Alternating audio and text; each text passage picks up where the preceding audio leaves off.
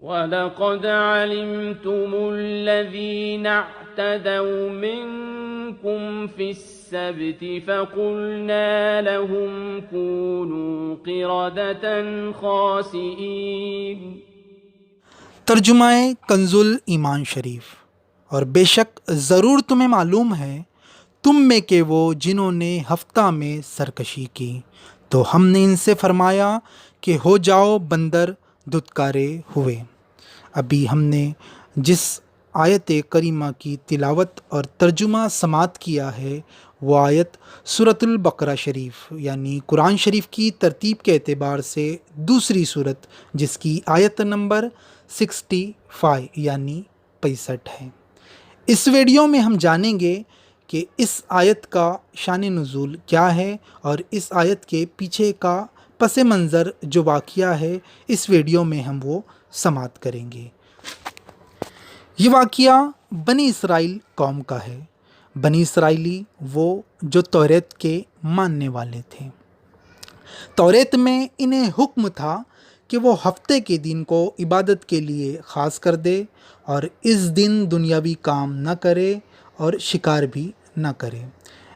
جیسے ہماری شریعت میں جمعہ کا دن مقدس ہے، ان کے یہاں ہفتے کا دن یعنی سنیچر مقدس تھا، لیکن ہمارے لیے یہ حکم ہے کہ جمعہ کے دن اذان تک ہم کاروبار کر سکتے ہیں اور جیسے ہی اذان ہو کاروبار بند کر دے اور پھر جمعہ کی نماز ادا کرنے کے بعد واپس سے کاروبار کر سکتے ہیں۔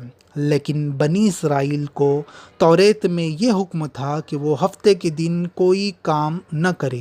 ان کے لیے ہفتے کے دن کوئی کام کرنا جائز نہیں تھا۔ ان کی قوم میں ایک طبقہ دریا کے کنارے رہتا تھا۔ اس شہر کا نام شہر ایلا تھا اور ان کی گزر اوقات مچھلیوں پر تھی۔ اللہ نے ان کی آزمائش فرمائی۔ پورے ہفتے مچھلیاں بہت کم آتی اور ہفتے کے دن مچھلیاں اتنی آتی کہ مفسرین کرام فرماتے ہیں کہ پانی نظر نہیں آتا۔ اب وہ سوچتے کہ ہفتے کے دن کام کرنا تو حرام ہے، اب وہ صبر کرتے، پر باقی دنوں میں بڑی مشکلات ہوتی، حتیٰ کہ گزر اوقات بھی مشکل ہو جاتا۔ کچھ عرصے تک وہ صبر کرتے رہے، پھر انہوں نے سوچا کہ یہ تو بڑا مشکل کام ہے۔ پھر ان میں سے ایک گروہ نے ناجائز تدبیر کی۔ انہوں نے یہ کیا کہ اس دریا سمندر کے قریب نہریں کھودی اور اپنے علاقوں میں بڑے بڑے گڑھے تالاب بنائے۔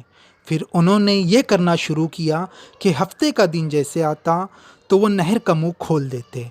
جیسے ہی یہ نہر کا منہ کھولتے تو پانی سمندر سے نکل کر ان کے تیار کیے ہوئے تالاب یعنی گڑھوں میں جمع ہو جاتا۔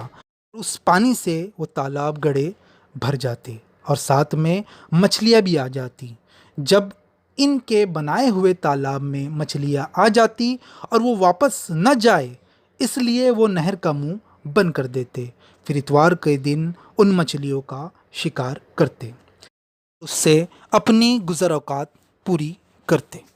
جب داؤد علیہ السلام کی نبوت کا عہد آیا تو آپ ان کے پاس آئے اور آپ علیہ السلام نے انہیں اس کام سے منع کیا، تو اس پر انہوں نے کہا کہ ہم ہفتے کے دن مچھلیوں کا شکار نہیں کرتے، ہم ہفتے کے دن صرف دو کام کرتے ہیں، ایک نہر کا منہ کھولتے ہیں اور دوسرا نہر کا منہ بند کرتے ہیں۔ اس پر آپ علیہ السلام نے فرمایا کہ یہ جو تم نہر کا منہ کھولتے ہو اور تمہارے بنائے ہوئے گڑھوں میں یہ مچھلیاں آ جاتی ہے اور پھر تم نہر کا منہ بند کر دیتے ہو تاکہ یہ مچھلیاں واپس نہ جائے تو یہی شکار کرنا ہوا اور یہ کام حرام ہے، تم اس سے باز آ جاؤ ورنہ عذاب آئے گا۔ تو وہ لوگ کہنے لگے کہ ہم یہ کام تقریباً 70 یا 40 سال سے کر رہے ہیں، اگر اللہ ناراض ہوتا تو عذاب آ جاتا۔ اب اس قوم میں بعض لوگ وہ تھے جنہوں نے یہ گناہ نہیں کیا۔ روایت کے مطابق ان کی تعداد 12,000 کے قریب تھی اور جو یہ گناہ کرتے تھے ان کی تعداد 40,000 یا 70,000 کے قریب تھی۔ اب جو نیک لوگ تھے انہوں نے یہ کیا تھا کہ اپنی بستی ان گناہ گار لوگوں سے الگ کر لی اور بیچ میں ایک دیوار کھینچ دی اس دیوار میں انہوں نے ایک دروازہ رکھا تھا۔ وہ ان لوگوں کو جا کر بار بار سمجھاتے تھے کہ یہ گناہ مت کرو مت کرو، لیکن یہ لوگ باز نہیں آتے تھے۔ ایک دن یہ نیک لوگ نیند سے اٹھے تو بستی کی دوسری طرف انہوں نے دیکھا کہ دیوار کے اس طرف سے آج کوئی آواز نہیں آ رہی ہے۔ جو چولہا اگر جلے گا تو دھواں اٹھے گا اور کوئی دھواں نظر نہیں آتا۔ جب ان نیک لوگوں نے دیوار پر چڑھ کر دیکھا تو پوری بستی میں بندر ہی بندر تھے۔ جب یہ لوگ اندر گئے تو یہ بندر ان کے قریب آتے۔ یہ بندر تو بن گئے تھے پر ان میں پہچاننے کی صلاحیت تھی۔ یہ اپنے رشتہ داروں کو پہچانتے اور ان کو لپٹ لپٹ کر روتے۔ یہ نیک لوگ ان سے کہتے کہ ہم تم سے نہ کہتے تھے کہ گناہ مت کرو، اللہ کا عذاب آئے گا، تم نہیں مانتے تھے۔ اور وہ جو بندر بن گئے تھے وہ سر کے اشارے سے اس بات کا اظہار کرتے کہ واقعی ہم سے بہت بڑی غلطی ہو گئی۔ حدیث پاک میں ہے کہ 3 دن کے بعد یہ سب ہلاک ہو گئے، اور حدیث پاک میں ہے کہ اللہ کے رسول صلی اللہ علیہ وسلم نے فرمایا کہ جس قوم پر اللہ کا عذاب نازل ہو وہ قوم بندر، خنزیر یا کوئی اور جانور کی شکل اختیار کر لے تو وہ 3 دن سے زیادہ زندہ نہیں رہتی اور نہ ہی ان کی نسل باقی رہتی ہے۔ بعض عوام میں یہ بات مشہور ہے کہ جو بندر ہے یہ اسی قوم کے ہے، لیکن یہ غلط ہے۔ بندر ایک جانور پہلے سے ہے۔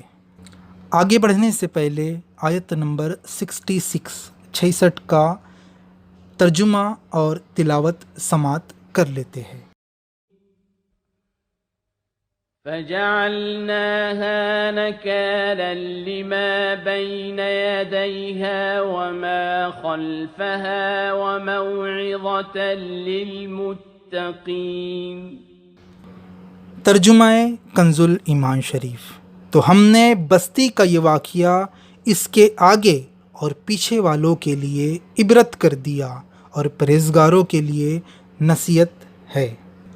اللہ نے اس واقعے کو قیامت تک آنے والے لوگوں کے لیے عبرت بنا دیا ہے۔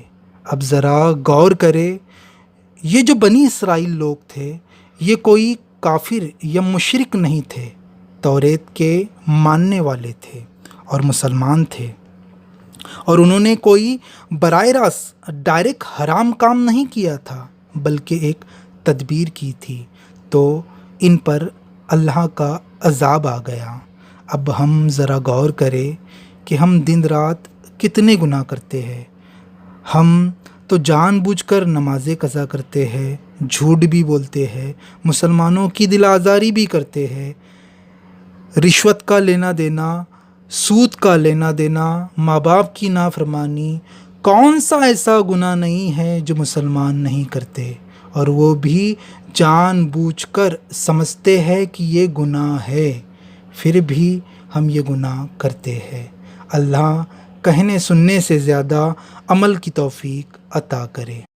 ذرا غور کیجئے کہ اتنے گناہ کرنے کے بعد بھی ہمارے چہرے مسخ نہیں کیے جاتے، کسی جانور کی شکل میں تبدیل نہیں کیے جاتے، تو یہ صرف صدقہ ہے اللہ کے محبوب حضور دانا یہ غیوب روحی فدا ہو جناب محمد رسول اللہ صلی اللہ تعالیٰ علیہ وسلم کی ذات پاک کا، کہ جن کی دعا کے صدقے اللہ ہم پر عذاب نازل نہیں کرتا۔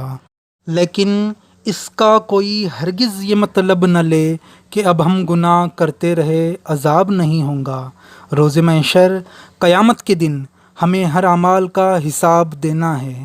اللہ ہمیں اپنے حبیب صلی اللہ تعالیٰ علیہ وسلم کے صدقے سے گناہ سے باز آنے کی اور نیکیاں کرنے کی توفیق عطا فرمائے، آمین۔ اسی طرح کے قرآنی واقعات پر مبنی ویڈیو دیکھنے کے لیے ہمارے چینل کرم سرکار کو سبسکرائب ضرور کیجیے اور بازو میں دیے ہوئے بیل آئیکن کو پریس کیجیے تاکہ جب بھی ہم کوئی نیا ویڈیو اپلوڈ کریں تو آپ کو اس کی نوٹیفیکیشن ضرور ملے۔ اگر ویڈیو آپ کو اچھی لگے تو اسے لائک اور شیئر ضرور کیجیے۔ اللہ حافظ۔